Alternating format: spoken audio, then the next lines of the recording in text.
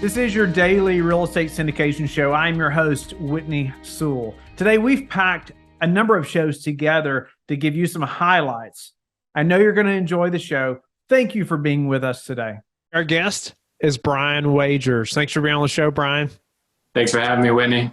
Pleasure. Brian is the founder of Wagers Capital, where he has grown a net worth of over $1 million and has over 300 doors valued at over $12 million, all under the age of 30. So I'm looking forward to this story, Brian. I know many of the listeners are attempting to accomplish the same thing, or even if they're over the age of 30, they're trying to get there. But he brings a focused dedication to the oversight of the portfolio, leveraging his local knowledge and relationships to execute their strategy. Brian is also logistics manager of a Fortune 500 company where he is the top broker in Northwest Arkansas and top 10 in his region. So Brian, thank you again. Grateful for your time. You're definitely someone that's taking massive action at a young age. I love hearing those stories and seeing guys like yourself and gals just making it happen and jumping out there. So I want to hear how you've done that. First, give us a little background on yourself and how you got into real estate, all those things. But I really want to get into your story because you've taken the action that so many need to. Yeah, thanks again for having me. A little bit about myself. I was born and raised in Cincinnati. Went to the University of Kentucky to get my economics major there. Right after college, I joined a commission-based sales company, worked there for about 3 years, and then I started to have an income problem. I was making a lot of money, working a lot of hours to get to where I was, and I wanted to figure out what I could do with this extra income, that I had worked so hard to do. And when you're in commission, you are part of that higher tax bracket. So seeing so much of your commission come out towards taxes was pretty painful for me. So I started looking at, what are people in America doing to create wealth? And a lot of it was either real estate or stocks. So I had my company's 401k plan, so I was already doing the 6% towards my Roth IRA, but I looked at the stock market was my first venture, I should say. And it was just watching the stocks go up and down. I bought GoPro at $35, watched it go down to $5. So that was really fun experience. Right then, I think I knew just watching, you couldn't do that as a day job and watch the stocks all day. So I found bigger pockets. I think a lot of people get started finding the free resources on there. I knew I wanted to get into real estate. So about 4 years ago, I bought a single family house. It was great. The mortgage was $500. I rented it out for $950. I managed it myself. Everything was going good, but I was just doing the math and it was going to take way too long to get to where I wanted to be as a passive income standpoint, tax benefit standpoint.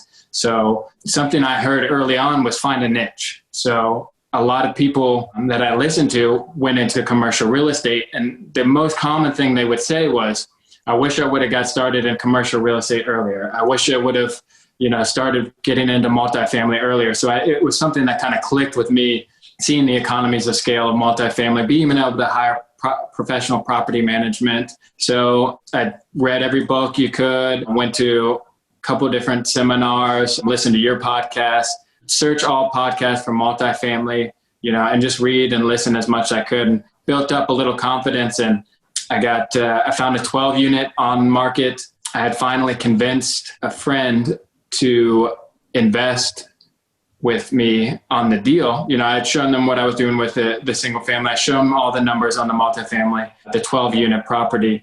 And once they had agreed to, talked with his wife, said, okay, we'll finance that, the down payment, the 12 unit was off the market. So I kept following up with a broker, and apparently the deal fell through. So, I was there ready to go. And that was 12 units. That was about 1 year after the single family unit. And then here we are about 4 years since that first single family today. So on your introduction, it said 300 units. Right now I'm at 350. So we actually closed on a 50 unit a couple weeks ago. So nice. Congratulations.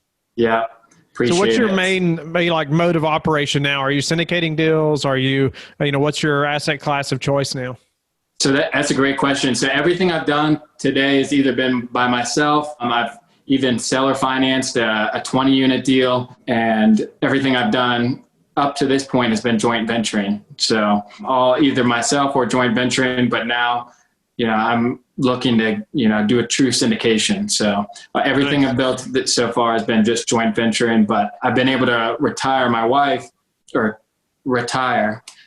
now she's doing the marketing. She built her website. She's putting content out on Instagram, Facebook. So she's got a little bit of background in marketing. So it's great having her be able to spearhead that so we can start, letting more people know about the benefits and hopefully going into that true syndication. Yeah. So, $1 million net worth by age of 30. I want to hear just some actionable steps that you took. I mean, a massive action, right? And we hear that, you had mentioned it earlier before we even recorded, like that word's so often used in our space, but it's so true. You have to take some massive action and not be afraid to step out there, right? I've heard it, from so many people who have had success in this business and many businesses. At some point, they had to just put themselves out there. They had to take steps forward and really get out of their comfort zone ultimately. So what did that look like for you, to make this happen and to where you really started to gain some traction? Yeah, that was a big thing for me.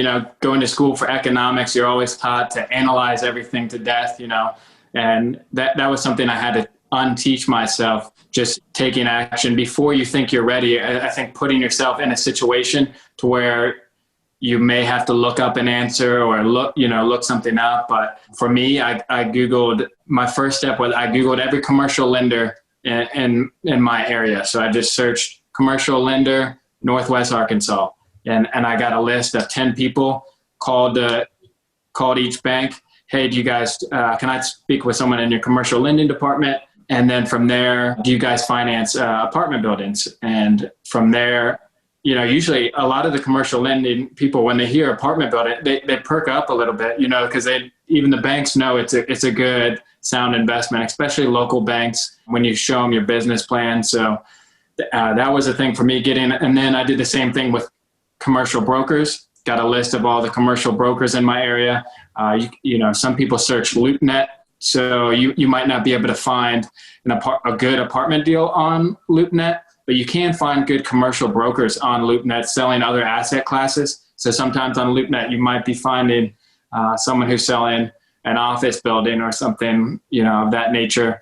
And you call them and ask them, and you kind of tell them what you want to do. For me, that was finding C class apartments in B areas and renovating them and fixing them up to get them to that B level and telling them about what your plan was. So that was for me, just finding each person in your team that you want to have and getting a list of people in the area and just calling them and just not being afraid to fumble over your words a little bit or not knowing the right answer, but just calling and getting that conversation going. And I think with each different conversation, it gets a little bit easier. It gets a little bit more flowing. So you had that 12 unit and you found somebody to partner with you or to finance ultimately the down payment for that property.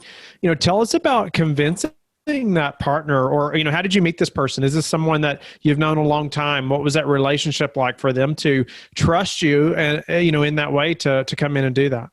Yeah. So it was a lot of back and forth. It was actually my fiance at the time's father. So my now father-in-law. So hopefully the deal went good. Yeah. So he actually ended up joint venturing with me with a lot of other deals here. So it did go pretty good. But that conversation, he owned 10 single family homes free and clear. And it was almost just an education about leveraging in a good way, showing them, how debt can be beneficial. So he had been through different financial crisis and he wanted to be, as safe as possible. So it was a lot of back and forth with him, with his wife, so I printed out spreadsheets. I made pie graphs, just showing them the visual tools of it, telling them about the tax benefits of the commercial real estate. So I think it was just, getting over that education standpoint about commercial real estate and showing them, hey, here's what would happen worst case scenario. We have a couple of tenants move out. We're still looking good. So I think showing them the downside and the upside, not just selling the upside was I think added a little more trust. Here's what happens if we have to bring the rents down. The rents are trending up. but here's what could happen if they went down for some reason. If you're paying too much in taxes and you want to recession-proof your investment portfolio while also avoiding those common pitfalls that many investors and syndicators fall into, you should attend Think Multifamily's annual FIRE Summit Conference, November 11th and 12th. You can save $100 by using promo code Whitney100 when you go to thinkmultifamily.com/FIRE. Again, that's promo code Whitney100 to save $100. Our guest is Zach Boothe. Thanks for being on the show, Zach. Thanks for having me. I'm glad to be here. Zach went from washing windows to making $1.2 million in his third year of business as a real estate investor. He is here to share how he was able to accomplish this task, to inspire others to take control of their financial lives. He is most proud of his accomplishment and his ability to help others have life-changing financial success in their businesses. Zach, welcome to the show. Thank you very much for your time. Grateful to have you on and to hear this amazing journey that you had and getting to that 1.2 million in 1 year. I mean, that's most people only dream of having that kind of success in any business, much less a real estate business. So welcome. Give us some backstory. Let's build up to that time. I know there's many things in your story that I know that are going to encourage the listener as well as they are on this real estate journey also. Yeah. Well, thanks. That's an awesome intro. Thank you. Yeah. Sometimes I look at what I was able to accomplish and it's like, wow, how did I do that sometimes? Right. Feel very grateful, feel very blessed. I had amazing people around me to get there and it was not an easy journey for sure, but I'm on, your podcast to share this story, not to like, hey, look at me, look how great I am. But I want other people to understand that I'm no one special and that they can do it too. Truly, I truly want to help other people. One of my main focuses of hitting that success is I wanted to have a platform to give back, right? So, my journey in entrepreneurship started when I was 17, actually, 31 years old now. And I started working when I was actually 11. So my family had, we grew up pretty poor. My dad had a side business doing yard care. So I had to work. Working was just a requirement. My dad's pretty tough dude. He wasn't easy on me or my three brothers. Well, my youngest, yeah. You know how the youngest is, right? Always spoiled. Yeah, the oldest don't get away with anything. The youngest can go burn the back head down and nobody says a word, right? Right, exactly. But, when I was 16, my parents took the stance of, okay, you're a man now. You can take care of yourself. You have some responsibilities. And they paid for my food, they paid for my housing, and they had taught me how to take care of myself, but I had to pay for my own insurance. If I wanted to drive, I had to pay for the gas if I borrowed the vehicles. If I wanted a vehicle, I had to buy the vehicle. You wouldn't even co-sign a loan. I had to pay for my own basketball stuff and basketball costs if I wanted to play basketball in high school still. So I had to work. I had to find time to work on the weekends when I was trying to play basketball. And I had to kind of take care of myself at that point in some things. And which was the greatest blessing ever. I was so grateful for my father that at a young age, it forced me to go out and work. And I had made cheese. I had worked and done handcrafted cheese, and I had framed houses and finished carpentry, and I did lawn mowing, and I did taxidermy, and I worked in a wood mill. I did all these different jobs by the time I was 17 years old. And so at 17, I was like, okay, this sucks. I can work harder than most of my bosses. And I'm getting like $5, $6, $8, $9 an hour, depending on the job. So I'm like, all right, I can start a business. It doesn't look that hard, right? So I started a window cleaning business, and I grew that for nearly a decade. And from the How old were you then? I was 17 when I started. Wow. Yeah, on my 18th birthday, actually on my birthday, I went and got my first business license. I got insured and licensed because I couldn't get some of the larger contracts I was trying to get because I didn't have that license and insurance. And my dad didn't want to take the potential risks and costs of a potential lawsuit or something. And so he wouldn't co-sign on a business application. So I had to wait till my 18th birthday. So that's actually what I did for my birthday. So, entrepreneurship's been really important to me for a long time. And from the outside looking in, this was 5 years ago. From the outside looking in, I was successful. I had 3 trucks. I had 13 employees. I had a YouTube channel that, had blown up on window cleaning and tutorials. You can look it up now. I think it has over 10 million views on just the one video. And it was great, but I was not satisfied. I had a lot of problems. I mean, I wasn't making that much money. My employees, it was constant turnover. I was not running profit. I was like 10% profit margin, which was terrible. And I had some debt that I couldn't pay off. It was like this burden over me, and I was just struggling. I wasn't happy at all.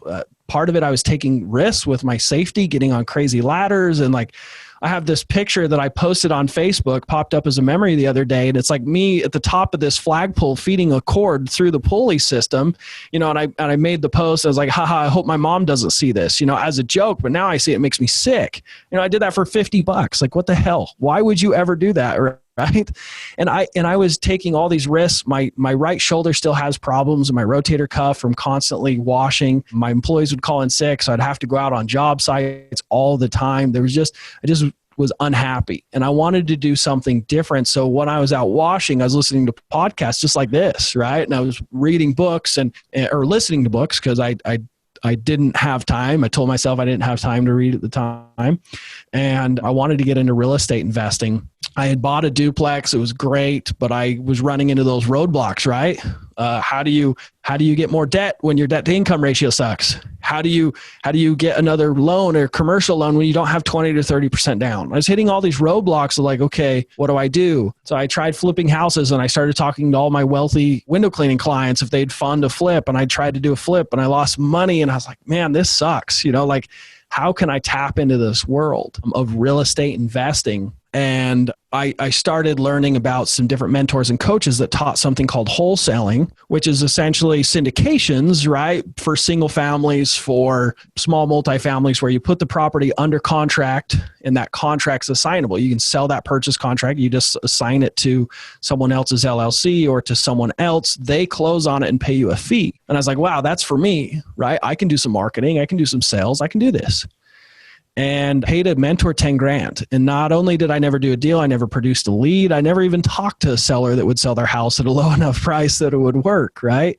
And so I kind of gave up for a couple of years. I beat myself up, and there was a moment, the reason I really went for it and paid that $10,000, my son was born, and it was the most beautiful day of my life, but I couldn't help but only focus and think about how am I going to pay these medical bills?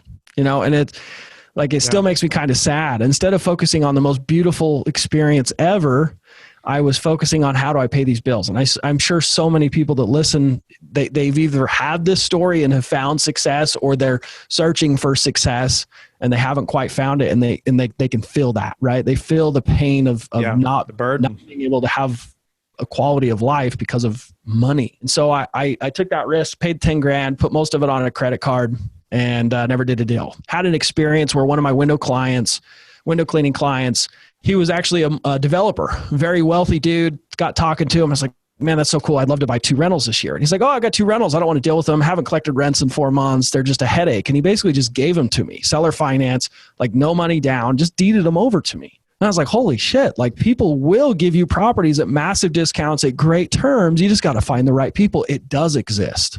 Right. And so I started searching for another mentor, and I found one. I paid him $9,000, the next mentor, and I started doing some deals. I wholesaled my first deal, like the traditional route where you put the property in a contract, sell the contract. I sold it for $10,000. It was good. I started doing a few deals, and I walked away from window cleaning at that point. And that first year we brought in about $100,000, but it was not all profits, of course. I probably pocketed $30,000, which is pretty good. I could barely pay my bills, still had debt hanging over my head. I was actually reading Multifamily Millions. I know we talked about this off the show. Not multifamily. Yeah, Multifamily Millions, right? Which is a book about giant apartment complexes and doing multifamily syndications. And there's a little sentence in there, a little paragraph where he says that if you don't understand that real estate investing is marketing, if you can't get that between your 2 ears, you won't be in business for long. And it made me think wow, if multifamily investing is the core foundation of it is marketing, how true is that for wholesaling for smaller properties? I need to find a good marketing strategy. I need to find sellers at a higher rate. I need to marketing. And the thing is, I had found those properties through some marketing, marketing to people that were delinquent on their taxes and stuff. But it was a few properties here and there. It wasn't consistent. It wasn't consistent enough to really build a business around. I was having to do everything, right? There was no room for hiring employees. And so I learned about something that really changed my business. And that first 12 months of doing what I call driving for dollars, we did just shy of $500,000. And my life was changed. Thank you for being with us again today. I hope that you have learned a lot from the show. Don't forget to like and subscribe. I hope you're telling your friends about the Real Estate Syndication Show and how they can also build wealth in real estate. You can also go to lifebridgecapital.com and start investing today.